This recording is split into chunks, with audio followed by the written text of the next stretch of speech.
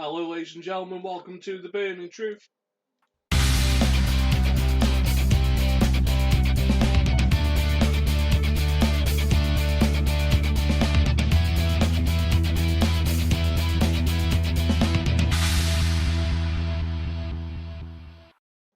Hello, ladies and gentlemen, welcome to The Burning Truth. This is New Year's Eve. This is the place to be. It is me, the man, the myth, the legend! Nathan Goff. Across from me is the bad boy of British wrestling, the always incomparable, the always entertaining, the potentially returning bad boy of British wrestling, and the man that makes a crossbody look like a finisher. It is Matt Burns. I thought you were going to go for the middle name then, which you're welcome to, which is Nigel. Let's get that out there. So, we're on the New Year's episode. Yeah, so it's going to be a little bit of a quick one, because everyone's got things to do on New Year's Eve, you know. We have special events, we have special moments, we have special times.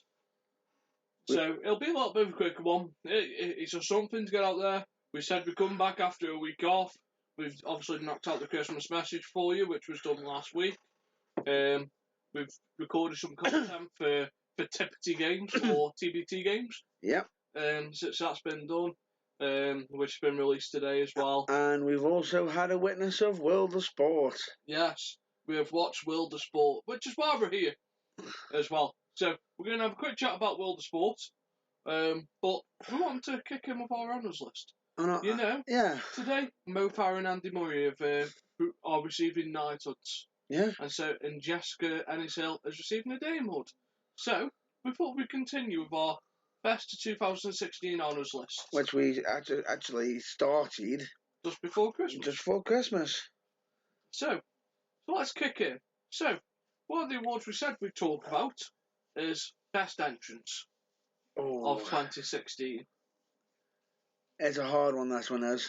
So obviously, we're going to have to chuck out the entrances which everyone's talked about. So, you've got Shinsuke Nakamura. Now, do you use his first one in the match against Joe, or do you use the repeat? Oh, it's hard because if I was going to pick one, the first one was better. Yeah, because he was actually playing the violin instead of having 18,000 people that can't play violins. Looking like they're playing violins, but you know they're not playing. So, for picking one of his entrances, we go the first one. Yeah. Obviously, you got Bobby Roode. Glorious. Now, do you go for the choir, or do you go for the podium that came slowly down? Oh, it's hard. In all fairness, I preferred the podium. I preferred the podium because the timing of it was absolutely... Spinning off the podium to get the glorious across the Titan Tron. That was amazing. He actually got it saying rude as he literally pointed to the sign. That was just amazing. The whole entrance was glorious. It was glorious. So obviously, they're the two upfront nominations. Yeah. Now, we can't have an award with just two nominations. No. So, let's have a look at some of the other entrances we've had this year. So, Triple H, WrestleMania. Mm-hmm. Interesting. With Stephanie McMahon and... Oh, on the high heels and everything. Different and unique. Not his best entrance he's ever done. No. But still something unique. Yes. With the throne, all the skull heads, Stephanie wearing one of the skull heads as well. Yeah. It was out there. Out there for sure. Was it as good as his Terminator entrance? No. Against Sting? No. I thought that was amazing. A lot of people didn't like that entrance, but for me, that entrance was amazing. I thought that was quite funny, and if I'm not mistaken, that also introduced some NXT stars. Yes. But we digress. This is for 2016, not 2015 or 2014. Are you happy to put Triple H's entrance in the list of nominees? Yes, I am. So, we've got Triple H in the list of nominees. Sasha Banks, SummerSlam. It's a good call. What about Charlotte? Hell in a Cell? with the throne. Did she have the throne at Hell in a She Cell? had the throne at Hell in a Cell.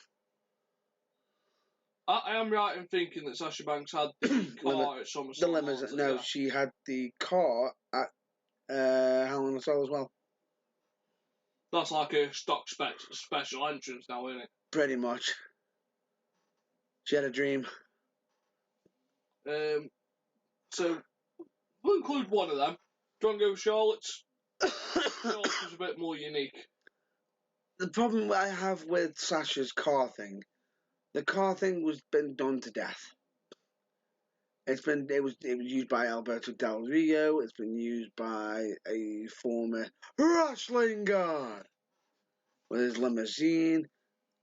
The only car one that I think that I'll never forget ever. Viva la Lata. Eddie. There was no way beating that. Are you happy to include Charlotte? I'm happy to include Charlotte. And then finally, the New Day. I got one more after. At WrestleMania. Coming in like Dragon Ball Z. Like a couple of badasses, but here's one for you. He's not wrestling. He has wrestled, but no matter whenever he enters, it's always epic, especially at pay-per-views when he reveals himself as the Demon. Finn Balor's entrance is amazing. What entrance would you be picking then? To fight for the most. Yeah. Finn. No, I mean, what entrance are you picking of Finn's? Oh. Because obviously, we give each one an entrance. It's hard. Their best entrance. It's hard to explain. When was the chainsaw one? Last year, I think. Not last year. Then, if that's the case, I'm going to go with. Oh, it's hard. Because you didn't do that one there. You can't go with Jack the Ripper. I'm stuck between either the one against Samoa Joe. With the cage? Yes. Or the one against Seth. Right, so we need to start whittling these down. So I'm going to go with the one with Seth. Okay, so because that was his big presence. Let's start whittling these down. Because I know which ones we're going to end up arguing about the most. Oh yeah, definitely. So Triple H's is out there. It was good. Not as good as what he's previously done. No. Probably not talked about in the top 5. No. For me, it was just missing. It was more like an Undertaker entrance. It seemed like more of an Undertaker entrance, and it was more emphasised for Stephanie. Yeah. Than Triple H himself. So that's why I can't pick Triple H. Okay. Charlotte's entrance, it was good, but I feel sorry for the guys who were carrying it. It was good. It just doesn't scream out as epic. You know, yes, you'll remember it because it was a woman's entrance, and that's why you will remember it. Fair enough. Finn. And Finn Balor's entrances are always good. Yeah. But there's no changing. There's just little slight modifications. Yeah. The basis of his entrance and demon mode stays the same. And for that reason, that's why I can't have him as entrance of the year. If it was regular entrance of the year, yes. But not the one-off entrance of the year. Fair enough. Because he only changes subtle little bits. Yeah. If we're going for the most consistent entrance of the year, definitely. Yeah, I'll be happy. But because he only changes subtle little bits, like he doesn't zip line down as the demon, or the demon hasn't crawled out of the floor yet. Yeah. Like out the gates of hell. Not yet. So that's why I can't pick Finn's. Fair enough. Who else do we have? Who else is left? So we've got Shinsei. Got Bobby Roode. And is that it? Is that it for everybody? No, we had 6, didn't we? I think we had 6. Right, you just knocked most of mine out. One of yours. I knocked Triple H out. Yes. We knocked Charlotte. We knocked Finn out. One of yours. Oh no, you overruled mine because I was going to say Sasha Banks, but we went Charlotte instead, didn't we? Yeah. So it looks like we're down to the final two. Bobby Roode versus Shinsuke Nakamura. And the other says, aren't they fighting at the next? And they're both from NXT. Yeah. Where the art of an entrance has been reinvented. Hallelujah! Hallelujah! And entrances are made there. I'm going to go with Bobby Roode. Both have got the crowd behind them. I'm happy to pick Bobby Roode as my entrance of the year. 18,000 people singing Glorious. On his debut. On his debut, while he's coming down on a podium. Yeah. It's got to be the Glorious one. Because how many people can say they've had that much of an epic entrance on their first time ever? Well, Shinsuke, because everyone was going... Shinsuke was good, but they didn't know, but as soon as it just went, Glorious, I won't give in, till I'm victorious, and I will defend, straight away. I will beat all of us. Yeah. But no, it was just there. It was brilliant. 18,000 people, and he had the timing and everything epically. And he had the crowd eating out the palm of his hands, singing the entrance after. Just amazing. So, feud of the year. So, if we pick a feud of the year, we'll have two candidates each for feud of the year. So, my first candidate for feud of the year, I am going to pick. No, we did feud of the year last time, didn't we? No. I swear we did, because we were talking about Sasha Banks versus... No, we didn't. So my first candidate would be Sasha Banks versus Charlotte for feud of the year. Because it was a good feud, gave background, it's gone for a while, and it had an actual story behind it. I'm just trying to think of one now. My second one, while you're thinking, would be Brother Nero versus Broken Matt Hardy.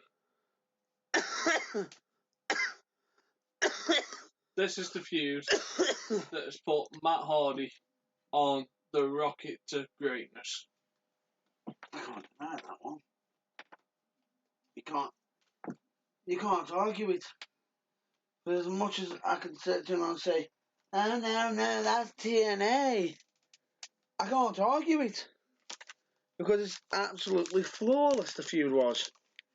It's epic. It's built so much. But then again, we can add on top of it the Hardys versus Decay. Are you adding that on? That's mine. That's one of yours. That's one of mine. And what's your second one? The second one is currently ongoing. Go on. The feud between Daniel Bryan and The Miz. It's not a feud. I'm sorry, but it's not a feud. Alright then. And I'm going to explain this before the internet blows up and has a fucking orgasm and go, yes it is. It's a feud. If they don't let Daniel Bryan have a match, it's not a feud. True. A feud then has multiple matches in it. Alright then. That is a part of something to propel the Miz to the main event. Alright then. It's just a key. A little bit like... It's a little bit like... yeah. See, half of me wants to let you have it, because McMahon and Austin was a feud, but McMahon got in the ring and took minutes. Brian can't. Fine. And then I'll go with... Oof.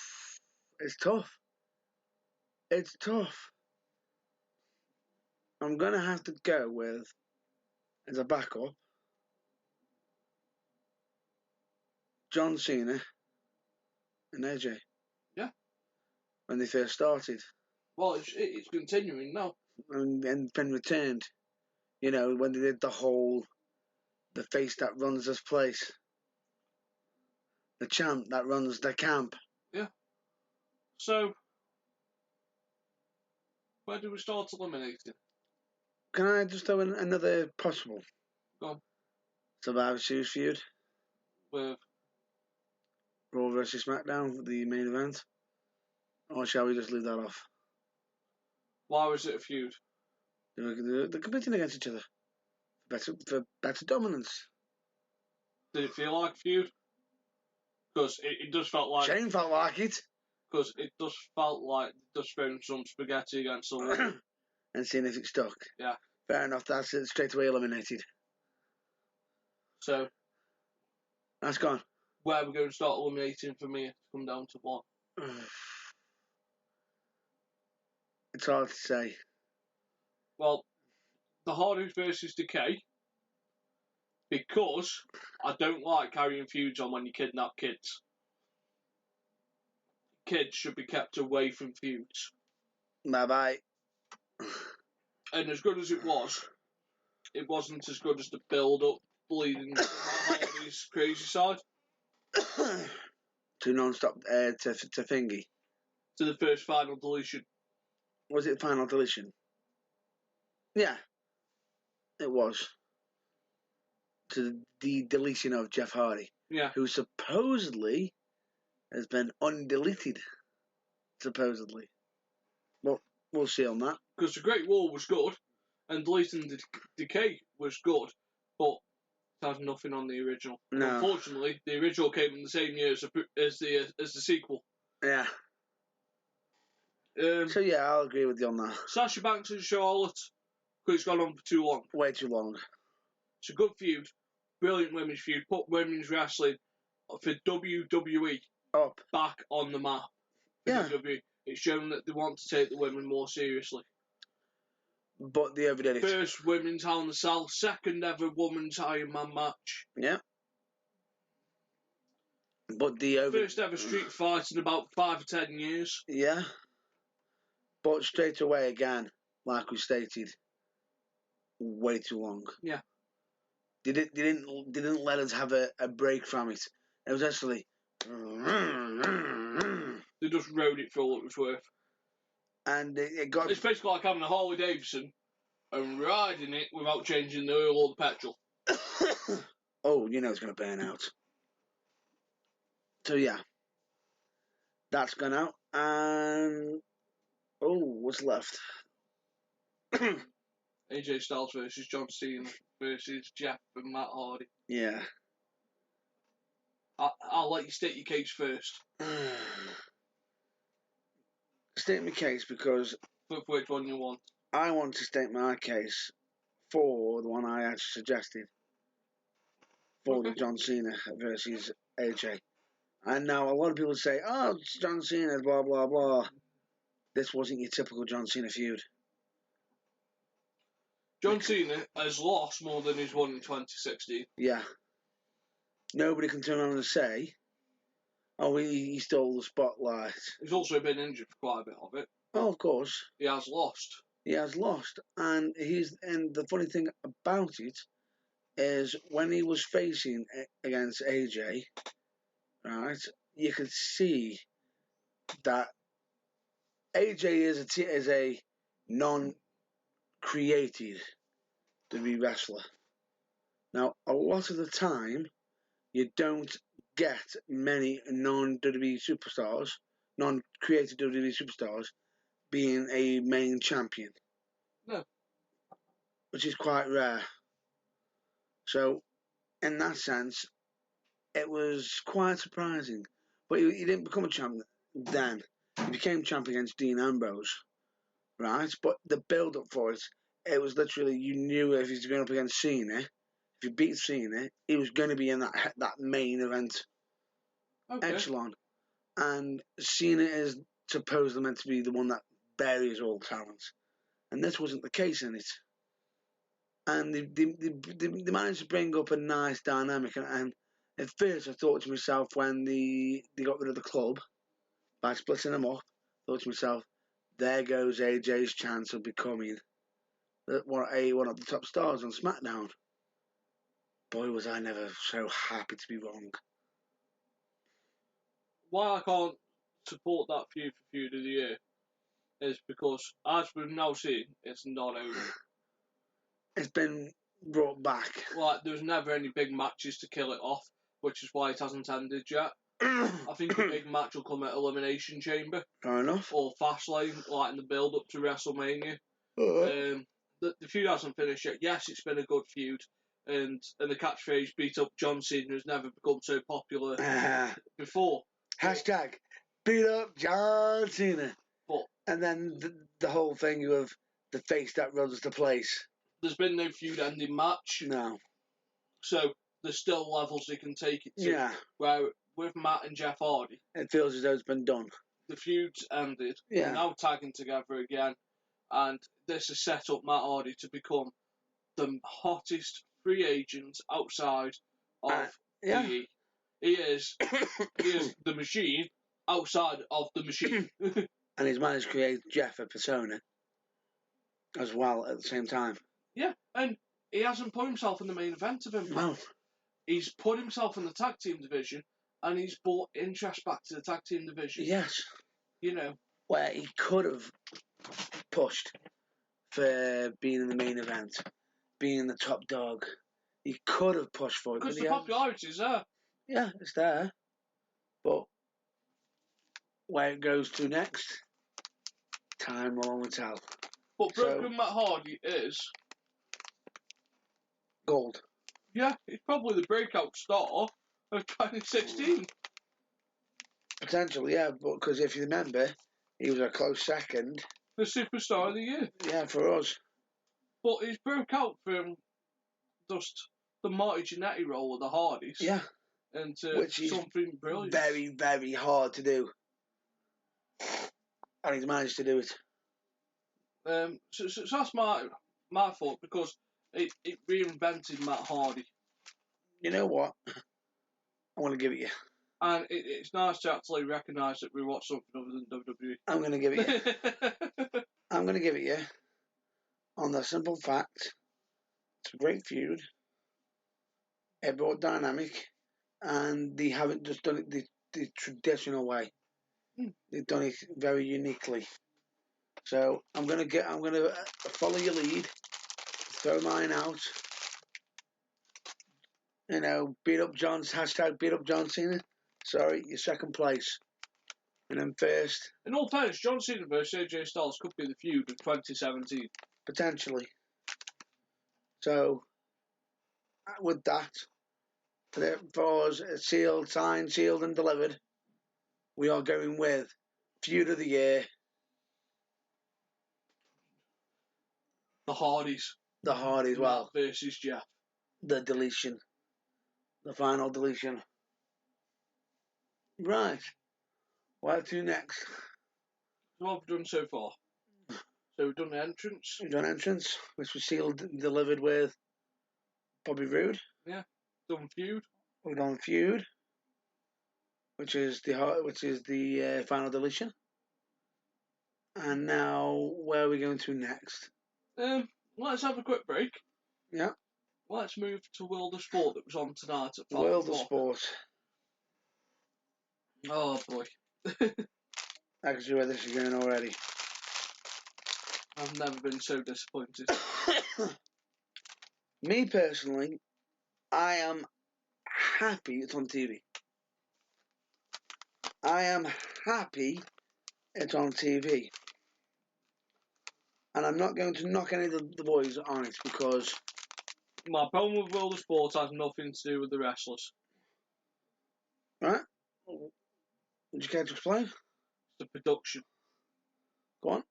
So World of Sport spent 40 minutes concentrating on the crowd, half an hour in advertisements, and about 50 minutes actually watching the wrestling inside the ring. Yes.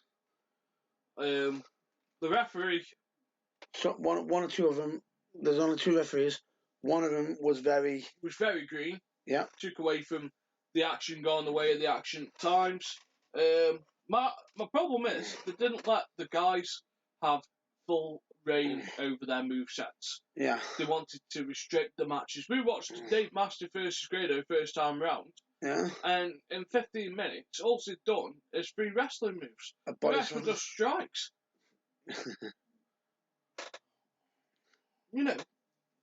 Where's Mastiff like throwing a couple of hip tosses in? Doesn't have to be mega offense. I'm not expecting him to do a handspring elbow into the corner, but I just want some offense apart from a punch and a kick. It's wrestling. It's not MMA. If I want to see someone punch and kick someone, I'd just watch the MMA from last night again today. Ooh. I want wrestling. He's gone there. I want wrestling. Right. Not Miss Martial Arts, not watching the crowd. It was great to see half the people we knew in the crowd, but definitely, I'm pretty sure that they'd rather see the wrestling as well. Now, there is one segment that really got my... And you watched me almost burst a blood vessel. And this was in a match for Aligero versus Zach Gibson. Yeah. Do you know which moment was that? The table spot. Now, if you're going to have a table spot, what must you do? Show the table spot. Show the table spot. How much of the table spot did you see? None. Why? Because he flashed to the crowd. Now, they used to do that with WWE on Channel 5. Yeah. Oh, too violent. That's fine. I understand that. But you're just taking away a big moment of the match. All because you didn't want to see a little bump on a table. Yeah. Yeah, I was a bit disappointed. In all fairness, you could have given that World of Sport Wrestling slot on ITV to another British company, and I reckon they would have done a better job. What do you think? Could have given it to WCPW, could have given it to PCW, could have given it to Southside, ICW, and I think they would have put a better show out. Right, okay. Because it was very, very 1970s wrestling. Right. It was set up where it was very kid friendly. No, it's hard to explain. Because the crowd was full of sparks. We know. And we knew most of them. And it was set up towards kids. Like, it was very, well, this is the bad guy. I will not allow cheating and... No, they're not all after cheating. They've come to see quality matches. Yeah. Like, they're trying to treat us like it was World of Sport 1980s again. I don't want to see World of Sport 1980s. I want to see World of Sport 2016, where you can come and be amazed by the quality of the technicians we've got. For fuck's sake, we've got Zack Sabre Jr. Where is he? Elsewhere. Surely for the biggest showcase. They brought in someone that I don't even... and probably half the British population couldn't give a fuck about. Go on. And Harry Smith. They didn't call him Harry Smith. They called him David Boy Jr. David Boy Jr. D.H. Smith. Formerly D.H. Smith. I know. And his half and half pants. Where was Mr. Brexit tonight? Not signed. There were stars on there that could give you a 2016 show that could have had everyone talking about it, but instead we were fed 1980s ITV. This is what you're getting. That does not showcase what is good about British wrestling. That showcases why World of Sport got taken off the television. But it's not. See, it's hard. It's hard for me to say because I don't want to be judging it because it's, to me, how I see it as. I'm sorry, but we're here to judge it. No, for me personally, because I'm a wrestler. Because I've done wrestling and everything. It's Take away hard. your wrestling side now and look at this from a point of view of you go around the country to watch wrestling like we do. Yeah. If you had paid to watch that show, would you have been happy with that show? And on heart.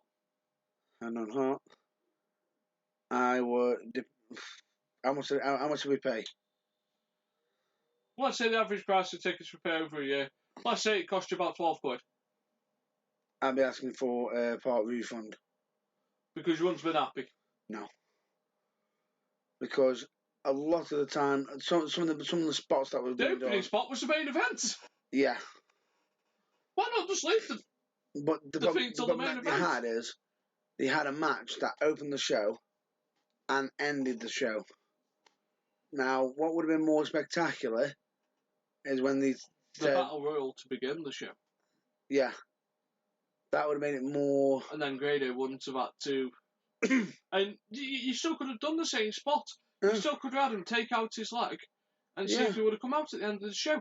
Instead of having all the arguments backstage, you could have got backstage in the medical room with him having his leg treated.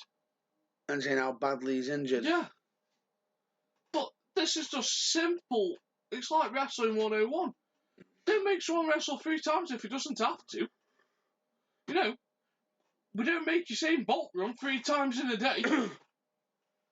and expect him to beat world records. I was just disappointed. It could have been so much more, and I think it would have been so much more if it was given to one of the other wrestling promotions who has been writing British wrestling for the last couple of years. Not chuck it to a couple of people who wrote World of Sport in the 1980s. Fuck me.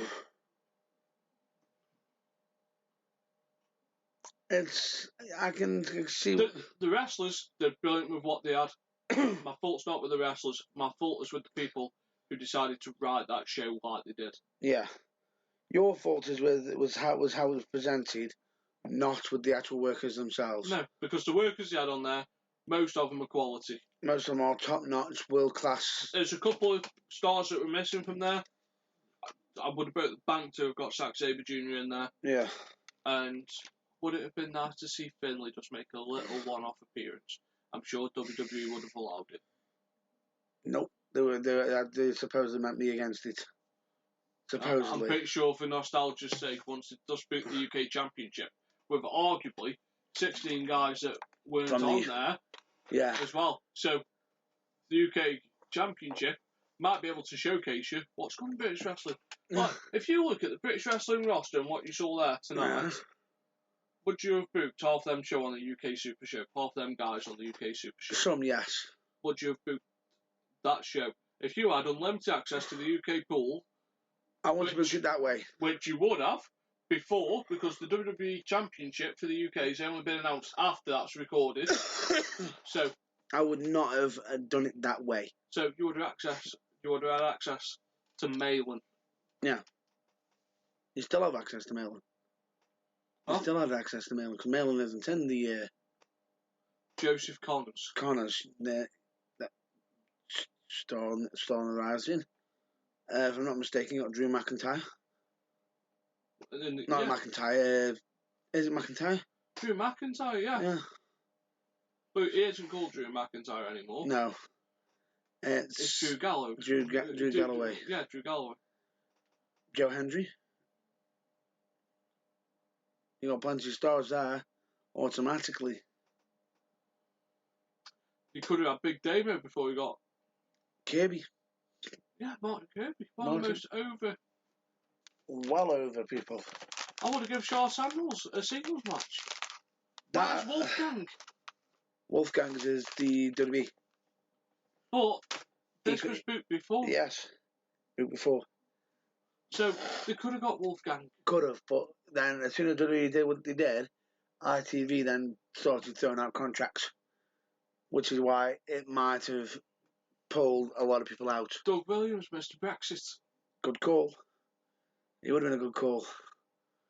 There's plenty. I can understand what you're saying. There's plenty of talent out there. Here's the thing. Could have enhanced the show. The talent that they've got is amazing. Oh yeah, brilliant. amazing. There was just a few that I would have had to showcase the all-round potential. Potentially. Because But a lot of the styles there were clashing. So Kenny Williams is very similar to what El Ligero does. Yeah.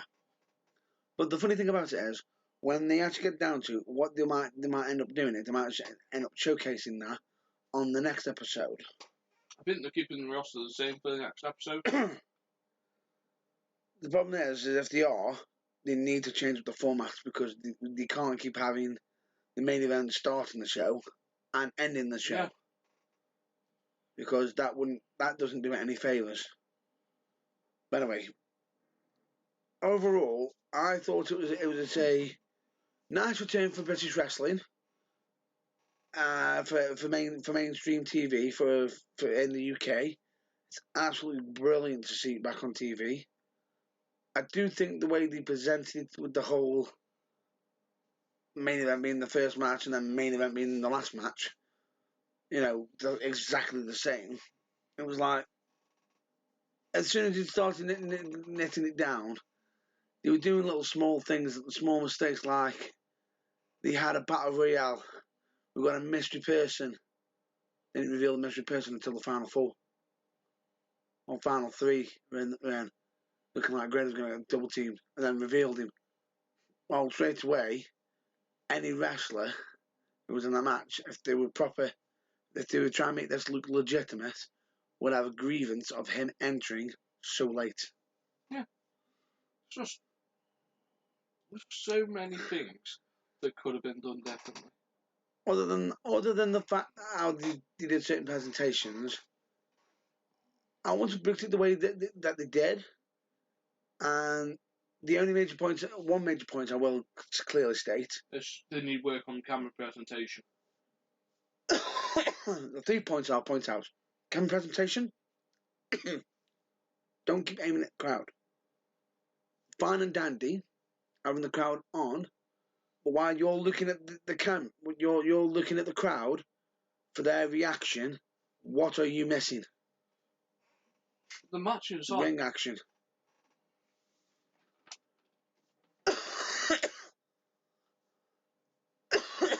Now, if you've got a chokehold, maybe you can have a quick peek. They had one of the greatest minds at ringside. Yeah. And it don't even look like they used it. No. And I believe that would be JR. JR could book a show blindfolded. Wow. Without even a think, thought, or whatever. The point being is, I thought it was quite bad over the camera angles that they had. At times they were missing a lot of stuff. They missed table spots and everything. Another thing, ladders. Don't be getting them single-sided ones. Get proper ladders.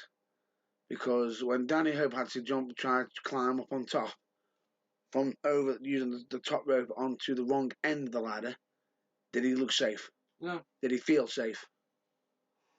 That's not good. That's not good. When you can see fear on a wrestler's eyes as he's trying to step up, and he knows if he makes one step wrong right now, he could either seriously hurt himself, hurt somebody else, or make it a mess. A big moment. Yeah, so that's our thoughts on World of Sport. I think to the last one. The last point that I... Go on. We mentioned camera angles and everything. If they're going to do a certain spot, put the focus on it. They're the only points I want to point out. Everything else was great. Well, that goes with camera, though. It does. But it's not... And with referees, it's okay having some of the referees in there having a bit of guidance, but a lot of the time I felt as though one of the inexperienced referees he's walking around, but he ended up almost being involved in the match. Yeah. And too much. Right. So that's our thoughts on World of Sport. What would you give it? World of Sport Wrestling? Yeah. About 5 out of 10. You thought 5 out of 10? I'm going to give it a bit more of a high rating because I'm more of a fan of... I'm a fan of the... That's me, I'm an old schooler. I'm going to give it like a 6.5 to 7. But that's me. Now, that's everybody's taste, but yours is a 5, which is fine. So, overall, can't complain. So, shall we move on? Yeah. So, let's go on to the last category. Last category. The Burning Truths holy shit moment of the year. Holy shit at the moment, are we calling it? Yeah. Or what was it that we originally called it? What the fuck have you done there? What the fuck just happened? Moments of the year. Yeah. Name your nominees.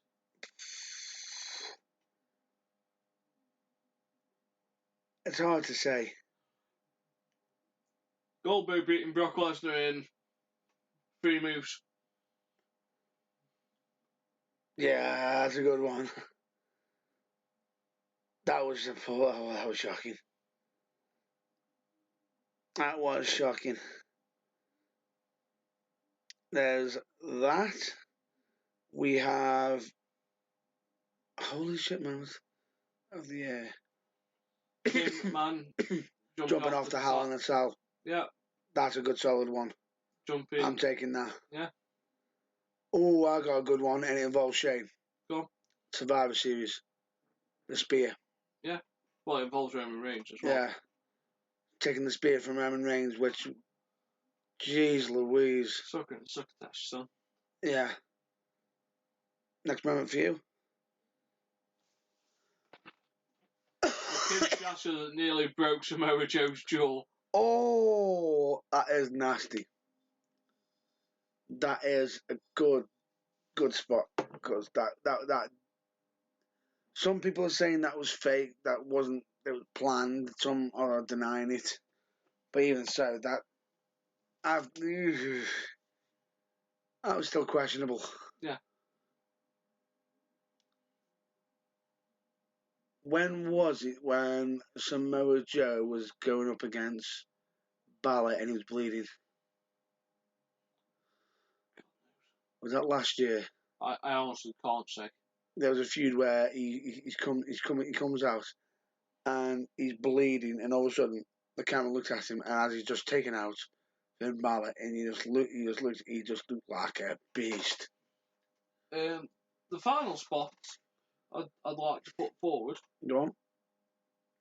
Is yours? Is HBK, Mick Foley, and Steve Austin. Oh, that's a good one. All standing together in Texas. That's a good one, because I didn't expect that with Mick as well. Shawn Michaels actually wearing wrestling gear again. Again, yeah, it was a nice touch. And Steve Austin threw his shoulder out in that. Yes, he did. And my last one, just to throw it in, I know it's going to get thrown out. Triple H presenting the Universal title. No, that's a good one. No, I will give you that, because that is a good moment. Presenting it to Kevin Owens. I suppose. It's hard. The final one I'd go for is the Miz's rant at Daniel Bryan on Talking Smack. Oh, he went there. He went there.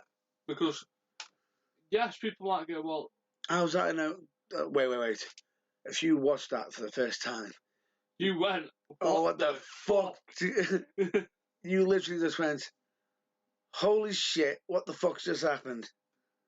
Because when you saw him literally slam that title, and he looked like a man possessed. Literally possessed.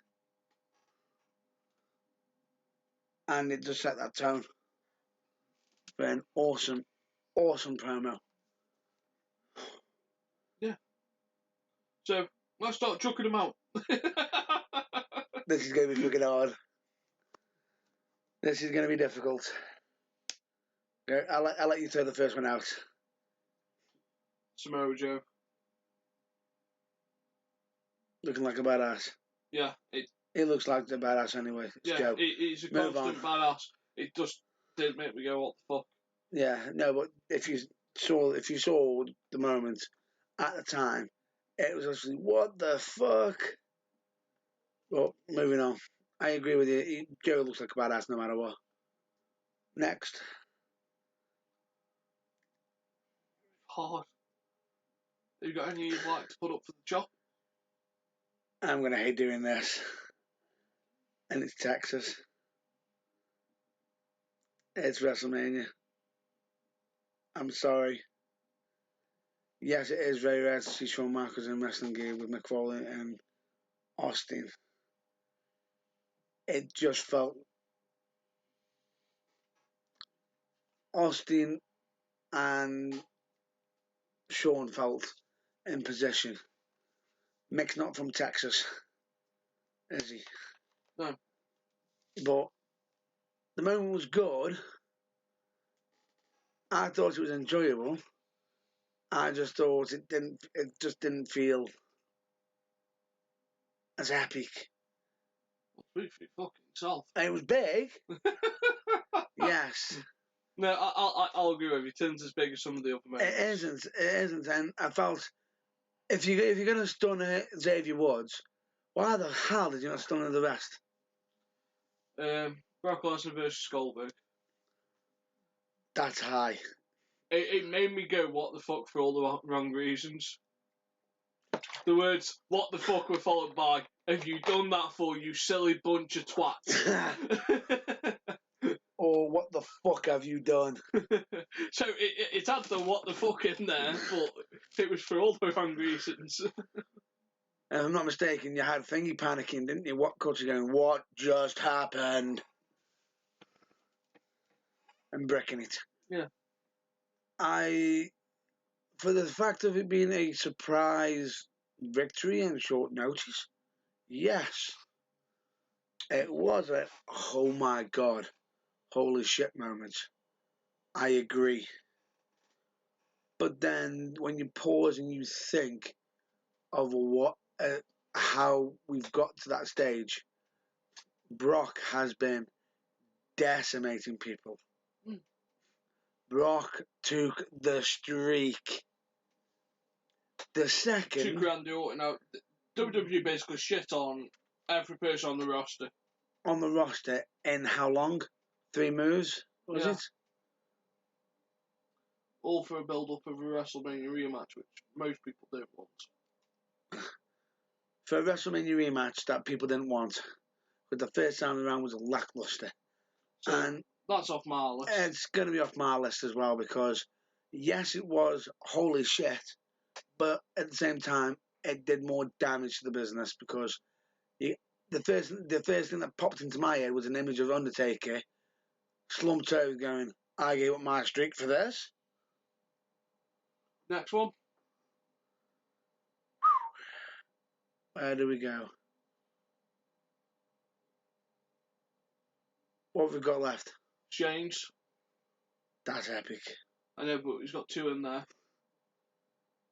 He's got 2. Him jumping 40 foot onto the empty table, or him jumping 10 foot across to get speared. The ring to get speared and knocked into oblivion. Where would you like to go? And then you've got Miz's talking smack.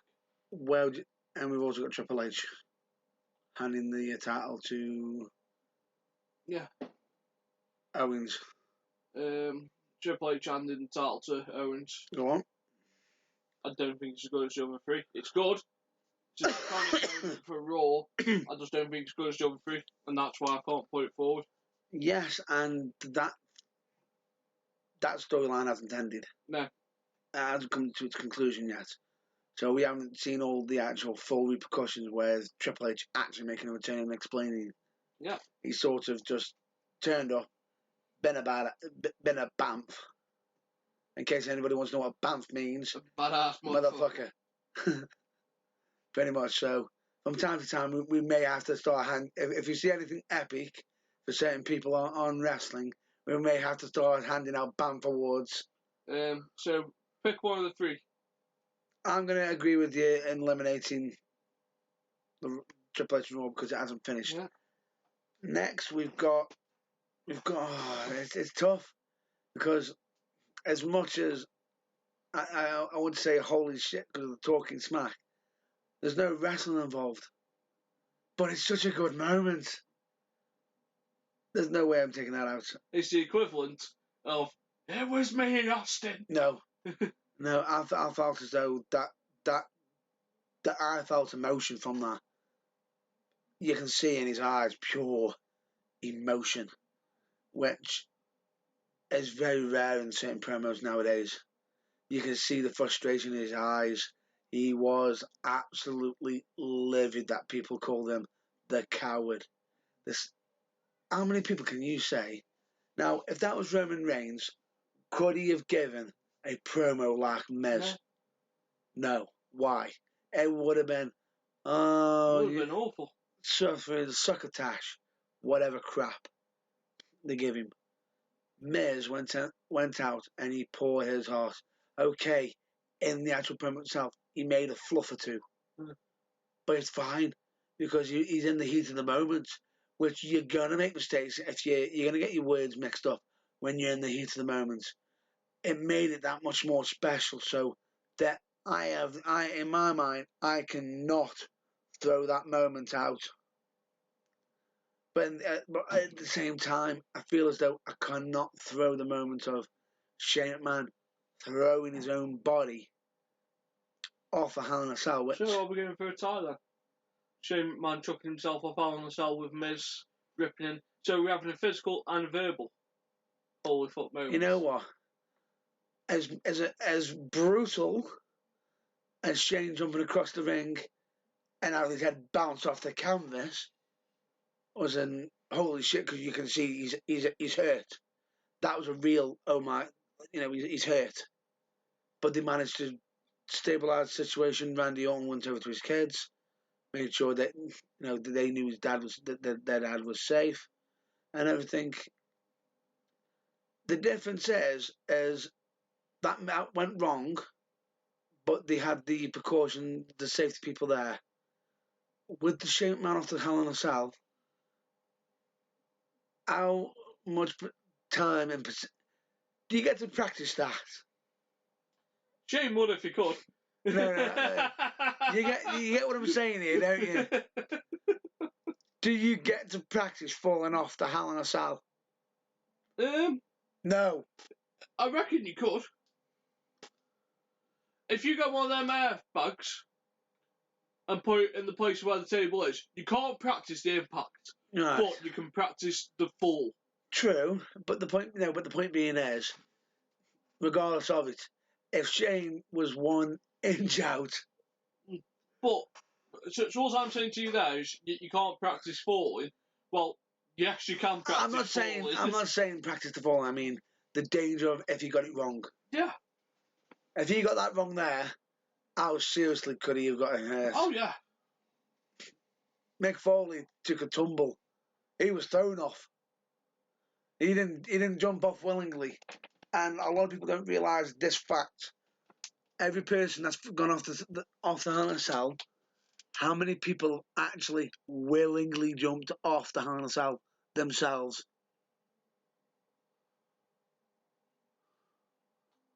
Without breaking kayfabe, I'm only going to say one. Rikishi. He was thrown off. He wasn't. He was kicked off. No, he was pushed off. Thrown off by Taker to make him famous. I thought he was kicked off. No, he was pushed off. He was thrown off from like a modified, which should have been a chokeslam. I know, but if you're jumping off it, you point it in your own hands.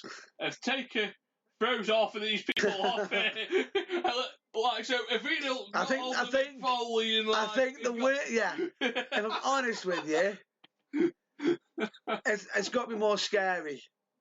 Either way, because in one case, I'm gonna throw myself onto that, or shit, I'm going. There's no. Wait a second. What? Oh shit!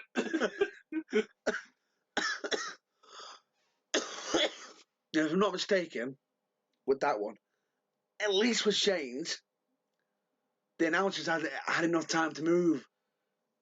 Where, if I'm not mistaken, with Mick Foley's and Shawn Michaels. they didn't have much time, but they could see he was teetering. But when you saw Mick Foley come flying off the top, did the Spanish announce team have enough time to move? I can't remember. The second time Mick Foley went through the cell, Yes. did the referee have a chance to move? Because the referee didn't go up with him. No. He stayed in the ring. Yes. And I think he got hit by the chair, didn't he? Or no. he was close to getting hit by the chair. He was close to getting hit by the door. Because the chair hit Mick Foley on the head again, he was close to getting hit by the door. Oh, not the door, the roof. Yeah, the part. And as he came down, hit by the chair or something. It was the chair leg. Yeah. Hit him in the tooth of the mouth, which pushed the tooth through his mouth and into his nose. Which then, if you watch that footage, you see him turn and you see the tooth in his nose. Oh. It's one of Mick Foley's scariest times, that was. So, are we having a verbal and a physical? I'm going to go with verbal and physical. Okay. Verbal, for verbal, Mares. Physical, just for the gonads to jump off. Right, so we're going to wrap this up nicely now. With the awards, we're going to have one each. Yeah. Instead of picking one, I want your feel-good moment of the year. Oh. What has been the moment that has made you go, that's why I like this business?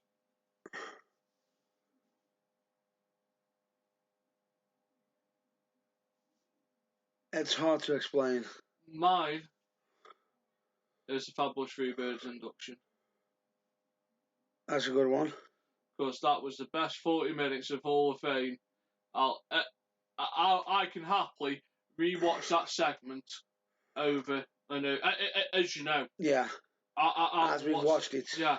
I will watch that As we've watched it over and over again. For me, that segment, it sums up what Michael Hayes, how much that meant to Michael Hayes. Mine is from. If I got to have a second place, my second place would be Zack Ryder winning the Intercontinental Championship at WrestleMania. That was the equivalent of Shawn Michaels. This isn't. That was my. I've seen someone achieve their childhood dream. Yeah. Of winning the belt at WrestleMania. And then finding out of him having actual cancer. Huh? He actually had cancer. Who? Ryder. Yeah. Fought against it. Beat it. Not many knew that. For me, feel good moment. Right. This is a moment that made me feel good in the sense of it showed that WWE wrestlers didn't just had emotion and cared for certain people on the British scene. And it's not like a feel good moment in the sense of something magical happened, like you mentioned with Zack Ryder winning, which straight away that's a high moment for me as well because I didn't expect him to win it. That's all. I didn't at the time. I called it at 5-1. No, I didn't at the time. But when you called it, I agreed with you. And then as I'm watching it, I'm like, no, it's not going to happen. No, it's not going to happen. It's just fucking happen. And it was epic. And I will say that was a really good feel-good moment. I would say that was I'm going to share mine with that. And with these, this is a more of a sad, it's got a bit of a sad moment, but also a bit of happiness. Chris Travis. Yeah. The fact that he did all the charity work and everything, and it was the fact that a lot of WWE wrestlers acknowledged him and showed that they were willing to have support for him. Chris Travis for the Royal Award 2017. Should be happening. Should happen. Because straight away. Do you know? Can you name two of the biggest people in WWE that were fans of his work? Finn Balor. That's one. Mick Foley. Mick Foley, straight away. You just named the two that come straight to mind. And not to mention Regal. Oh, Regal as well, of course. But the point being is, he's also got like Chris Masters, who's a former wrestler of WWE, who's also an avid fan, who was trying to put his name across the board straight away. it was amazing the fact of what happened, that he did all the charity work. Yes, it's a feel good moment because of how much charity he did and how hard he aimed to get back into wrestling. The man is astronomical for what he did. Mm. Amazing, a true credit to his work and to his craft. And I just thought it was a nice touch for WWE to acknowledge it, even if it was just for a brief moment. Yeah. So, with that, folks, that's going to be the end of this episode. That is going to be the end of this episode. It's going to be the last episode for 2016. Is it? Oh my god, I can't believe it! In a couple of hours, we'll be looking straight down the barrel at 2017. Please, everyone, remember that there is a leap second this evening. So, when it goes to 23:59 and 59 seconds, remember you've got an extra second before you can go Happy New Year to everyone. Just remember, please, please, please, please, please, please, please remember. But other than that, folks, stay safe. Stay safe. Thank you to everyone who have backed us this year. Yeah. Who have helped us to move forward. UK Wrestle Fan Zone. Like to say thank you to the Bull League that have helped publicise us this year. Yeah. And we do have certain messages to go out there. We always recommend you check out your local wrestling. Because it's New Year, please drink responsibly.